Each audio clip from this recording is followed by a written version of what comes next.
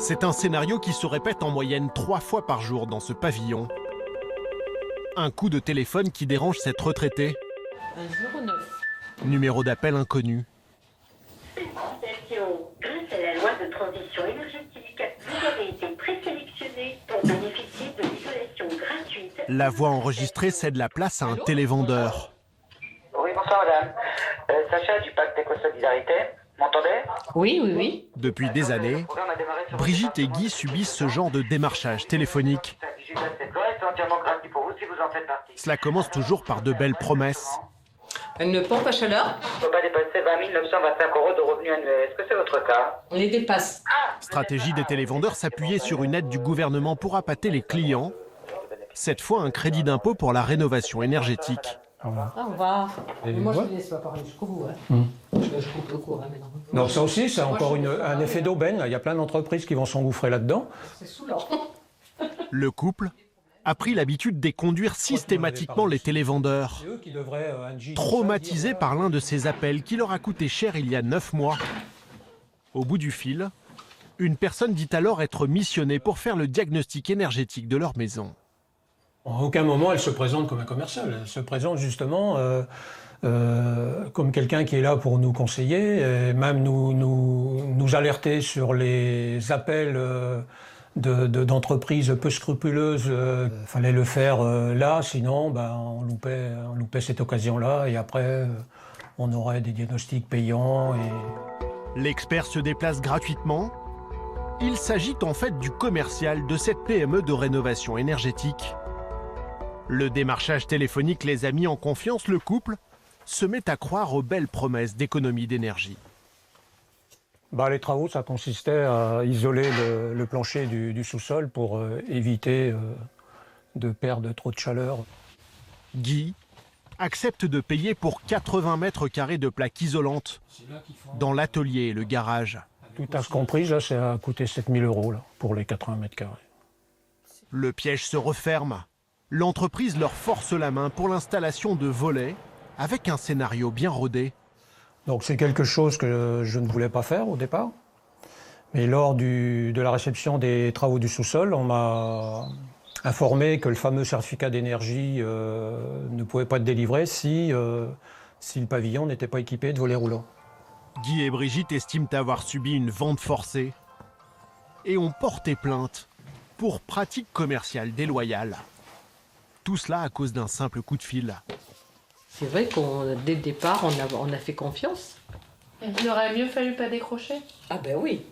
Ah oui, mais tu sais pas l'avance, qui c'est? Non, on peut pas savoir. Oui, je suis d'accord. Oui, enfin pas donner suite, oui. Ouais. Pas donner suite, mais pas décrocher ce jour-là, et puis ça, on n'en serait pas là. Rénovation énergétique, mais aussi panneaux solaires, assurance, défiscalisation.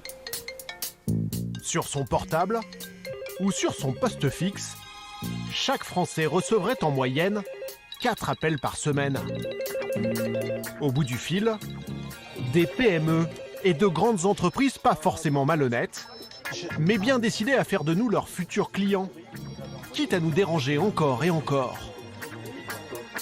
Oui, bonjour madame, Karine, la journée du service client prévoyance Sopra. Depuis 1 an et demi, il est théoriquement possible de leur échapper en s'inscrivant sur Blocktel.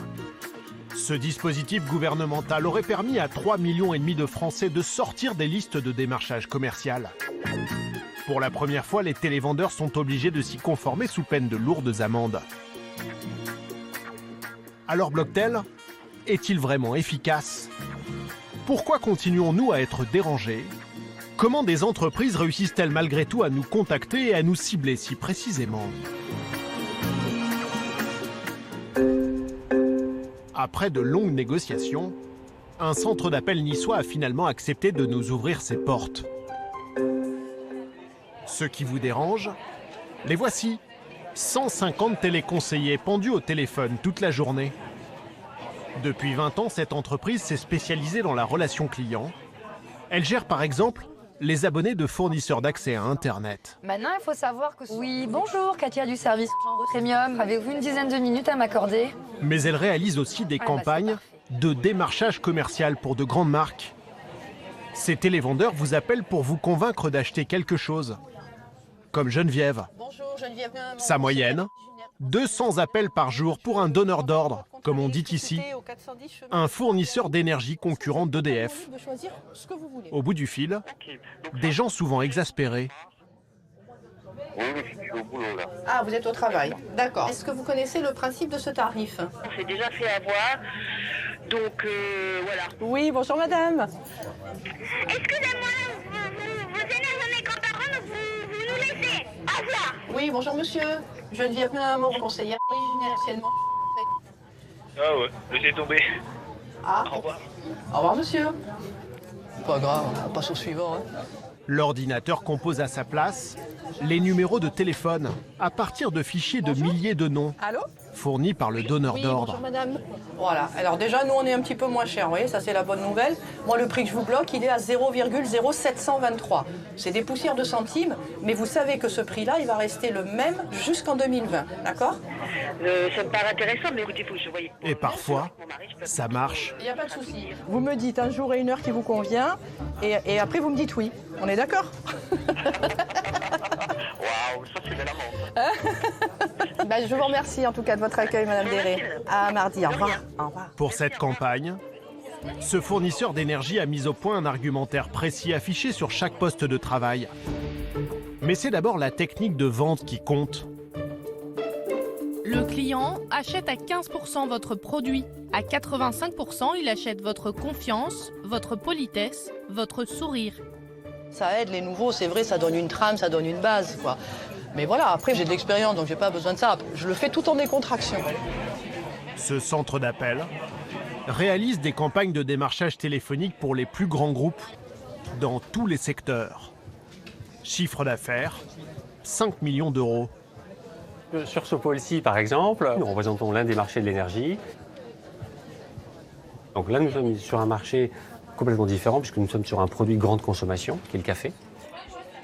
Alors, nous sommes ici sur un pôle qui est dédié aux télécoms. Télécoms sur le marché des particuliers.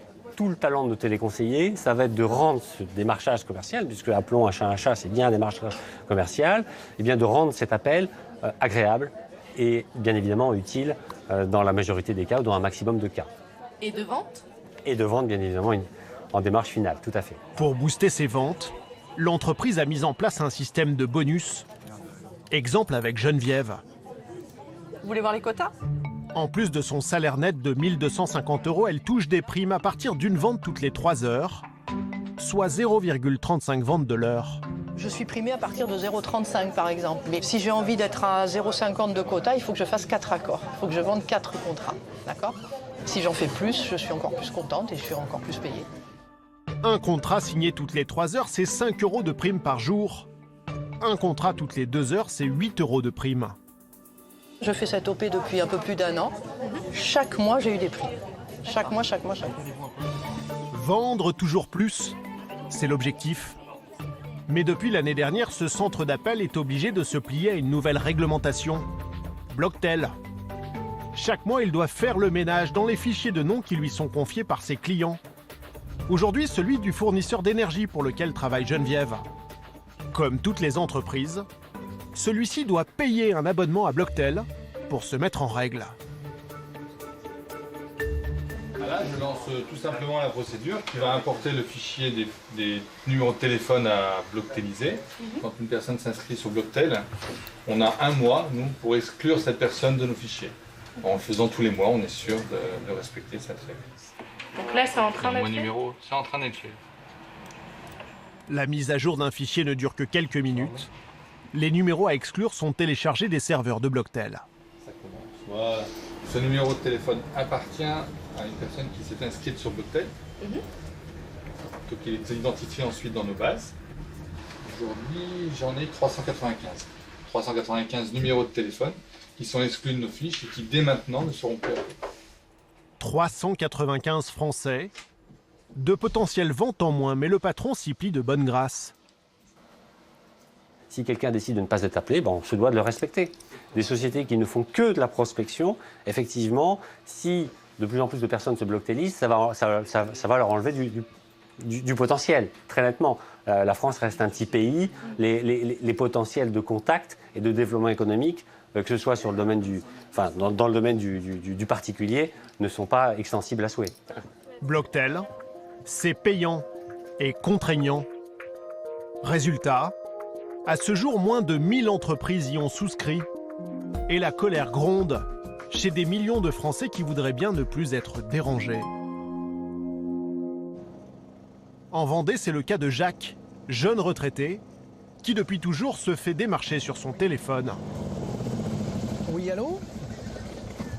Quand il passe la tondeuse, quand il cire ses chaussures. Oui, allô? Ou quand il fait la cuisine.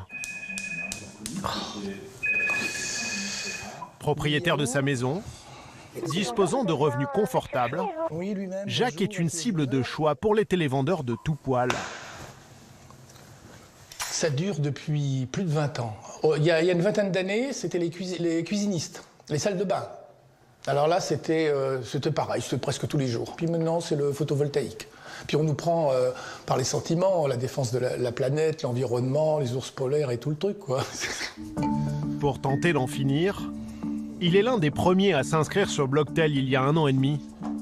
Plein d'espoir. Le gouvernement a trouvé une solution pour que les gens soient quand même moins harcelés par le marketing téléphonique, le démarchage téléphonique. Donc je pensais que c'était une bonne idée. Mais les appels ne s'arrêtent pas. Bien au contraire. Donc au début, je ne me suis pas trop affolé, mais quand même au bout de 6 mois où ça continuait, alors là, j'ai dit, c'est pas possible, là, je pète les plombs, je fais quelque chose. Jacques décide alors de se venger des télévendeurs d'une façon totalement inattendue. Il va accepter les rendez-vous avec les commerciaux. Écoutez, vous me faites perdre mon temps, je vous fais perdre votre argent. Et peut-être que quand vous respecterez la loi, avant d'aller chez les gens, renseignez-vous donc savoir s'ils ne sont pas sur certaines listes qui interdit d'appeler. Le retraité va encore plus loin. Il décide de filmer ses rendez-vous à l'aide d'une caméra cachée, avec une idée en tête. C'est d'enregistrer un entretien avec un vendeur pour voir à peu près ses méthodes de vente et surtout essayer de démontrer publiquement un peu la malhonnêteté des procédés. En 1 an, il a réalisé 5 vidéos. Exprès, parce qu'on me fait perdre mon temps, alors moi je fais perdre le temps des gens. Si on doit monter un dossier, c'est parce que ça ne doit rien vous coûter. C'est le deal avec l'État. Ces caméras cachées qui démontent l'argumentaire des vendeurs, Jacques les met en ligne. Sa page intitulée « Les Vengeurs de Blocktel » rassemble de nombreux mécontents comme lui. Alors ça, c'est une petite page que j'ai créée qui s'appelle le Vengeur de Blocktel. Là, par exemple, voilà, le dernier, au 28 septembre, un nouvel inscrit, ça vaut rien, toujours autant d'appels. Là, il y en a un autre qui proteste, nous sommes tous d'accord pour dire que Blocktel ne sert pas à grand-chose. Je n'en peux plus, en 15 jours d'arrêt de travail suite à une sciatique, un méchant rhume, je suis resté chez moi, ils n'ont pas arrêté de m'appeler. C'est sûr qu'ils en ont marre. Alors qui sont les entreprises qui continuent à harceler Jacques? Pourquoi ne respectent-elles pas Blocktel? Nous retrouvons l'adresse de l'une d'elles en région parisienne, encore une PME de rénovation énergétique. Nous nous y rendons, équipés d'une caméra cachée. Bonjour, je suis désolée, je vais un peu à l'improviste. Je suis en train de travailler sur la prospection commerciale et j'entends beaucoup de gens qui se plaignent d'être importunés par... Donc c'est des gens qui sont inscrits sur Blocktel. Devant nous, la patronne va tenter de rejeter la faute sur la société qui lui a vendu les fichiers. Quand on veut éradiquer quelque chose, on le prend à la source. D'accord? La source, c'est les fichiers qu'on achète. Donc si c'est pour démarcher au téléphone, pourquoi? D'abord, ce ne seraient pas les gens qui font ces fichiers, qui nous vendent ces fichiers, qui soient obligés de coopérer avec Blocktel. Problème, d'après la loi, c'est elle qui doit s'assurer de ne pas contacter les inscrits sur Blocktel. Il faut le faire tous les mois, ça, les fichiers. Tout le temps. Et tout le temps. Mais on ne peut pas tous les mois. Ouais. Vous vous rendez compte? Ça veut dire que vous vous rendez compte le travail. On ne peut jamais être à jour, c'est impossible. Au départ, cette entreprise a donc refusé de payer pour Blocktel. Mais au printemps dernier, un contrôle de la répression des fraudes l'a obligé à se mettre en règle et à souscrire au forfait le plus cher. C'est une amende pour prendre de l'argent aux gens comme nous. À notre niveau, ça nous coûte 40 000 € à l'année. La plupart, ils se disent, bon, bah, quand ils viendront, on verra. Et ils ont raison. Vous voulez que je vous dise quelque chose? Ils ont raison. Mais donc la répression des fraudes serait pas passée, en fait, peut-être vous y seriez toujours pas abonné? Très certainement. Ouais. Très certainement. Pour les Français, Sortir des listings de démarchage n'est donc pas si simple. Et Blocktel semble montrer ses limites. D'autant que ces fichiers valent de l'or pour les entreprises, car ils leur permettent de nous cibler très précisément pour nous vendre exactement ce dont nous avons besoin. C'est ce que nous allons découvrir à Compiègne, dans l'Oise, chez le leader européen des centres d'appel, 35 000 employés. Sur ce site sécurisé, le patron assure respecter Blocktel, mais il va nous révéler pourquoi ces fichiers sont une matière première si précieuse pour le démarchage téléphonique. Les fichiers sont de plus en plus précis parce que les données sont de plus en plus disponibles. Les fournisseurs d'énergie, par exemple, ils peuvent demander des fichiers autour de parcours, par exemple, du déménagement. Le déménagement, en France, il y a environ 3 et 5% des gens qui déménagent tous les ans. Donc c'est considérable. Ça remonte sur des fichiers. Ça peut remonter sur des fichiers. Et ça peut être vendu aux fournisseurs d'énergie. Ça peut. Ça peut. Comment un fournisseur d'énergie peut-il connaître l'identité des gens qui déménagent? Comment nos données personnelles se retrouvent-elles sur des fichiers? Surprise, n'importe qui peut en fait en acheter sur Internet auprès de sociétés spécialisées, des fichiéristes. Pour les marques, il y a juste à faire son marché. Grands-parents, personnes assujetties à l'ISF ou propriétaires d'animaux. Pour comprendre comment ces fichiers sont constitués, nous avons passé commande pour 490 € hors taxe. En 2 jours, nous recevons 1000 noms répondant à nos critères. Des femmes entre 25 et 40 ans, habitant en région parisienne et surtout ayant un intérêt pour la mode.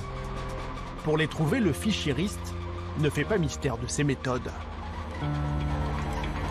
Source, client et titulaire de la carte de fidélité d'une enseigne de prêt-à-porter. Les cartes de fidélité, vous savez, celles que l'on vous propose partout. Vous avez la carte fidélité? Et que vous créez pour obtenir des promos à la caisse des magasins. Revendent-ils vos données aux fichiéristes? Nous nous rendons dans une grande enseigne, munie d'une caméra cachée. En fait, il y a le truc pour s'opposer à donner mes informations. Ça, c'est sûr que j'ai pas besoin de le cocher. Si vous voulez, comme ça, les partenaires, ils vont pas vous appeler. Oui, donc si vous la cochez pas, ils vont vous appeler. Merci beaucoup. Au revoir. Si le client ne s'y oppose pas formellement, il court le risque d'être démarché en donnant sans le savoir beaucoup d'informations sur lui-même. Propriétaire ou locataire, madame? Locataire. Appartement? Oui. Depuis quand? À peu près depuis longtemps? Depuis... ouais, je réfléchis. Depuis 13 ans. 13 ans, ouais. Selon cette association de consommateurs, le ciblage grâce aux cartes de fidélité va beaucoup plus loin. À chaque passage en caisse, le client livre énormément d'informations personnelles, voire intimes, qui peuvent valoir cher. À chaque fois que vous allez aller dans ces enseignes, vous allez passer votre carte de fidélité et on va pouvoir dessiner un portrait assez fin du consommateur ou de la consommatrice que vous êtes. En alimentation, on va pouvoir savoir si vous êtes au régime, si vous avez des enfants, si vous avez des animaux. Ça va très très loin. Vous vendez de la nourriture pour chat, c'est merveilleux d'avoir le listing de propriétaires de chats. C'est la même chose pour les chiens, pour n'importe quoi. C'est de l'or.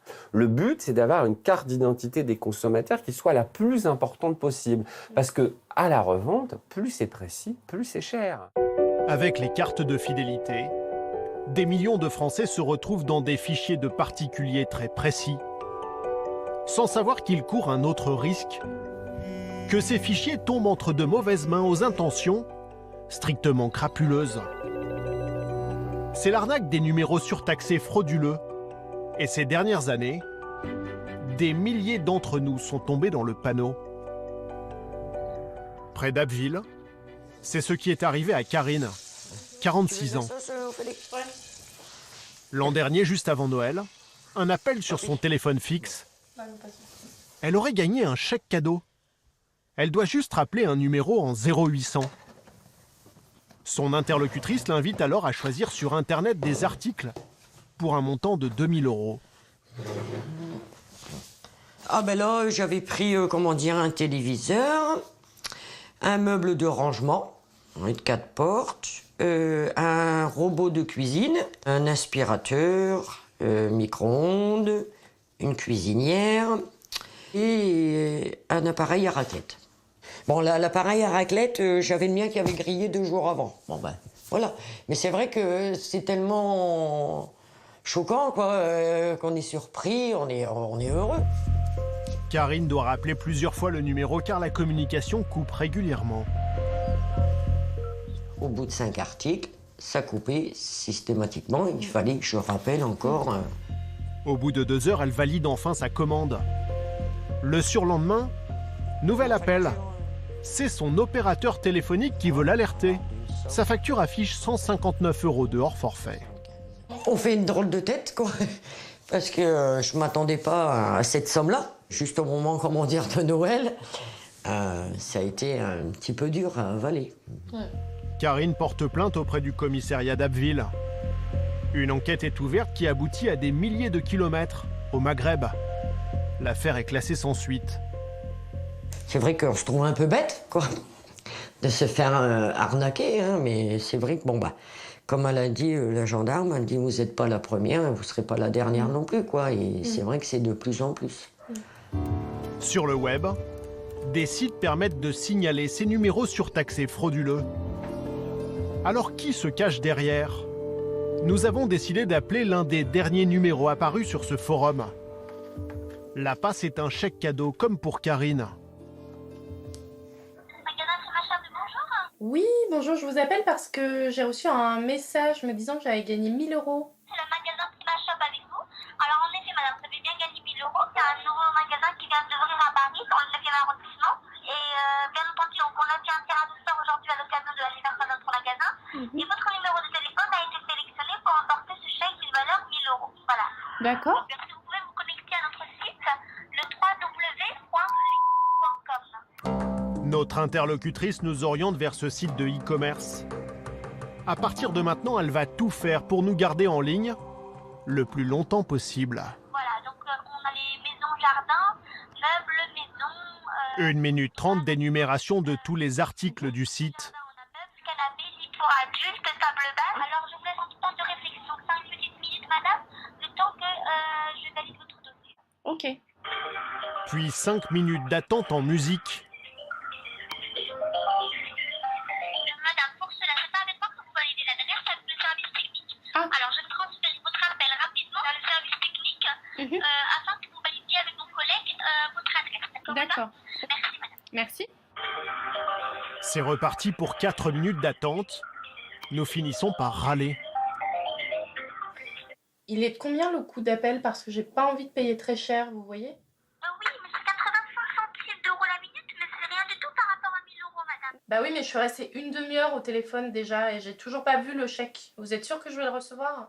Bien entendu, madame. Il y a une équipe professionnelle derrière ça qui travaille, madame. Vous sous-entendez quoi? C'est un arnaqueur, c'est ça? Difficile de ne pas douter devant tant d'aplomb. Pourtant, une entreprise est convaincue d'avoir affaire à des escrocs.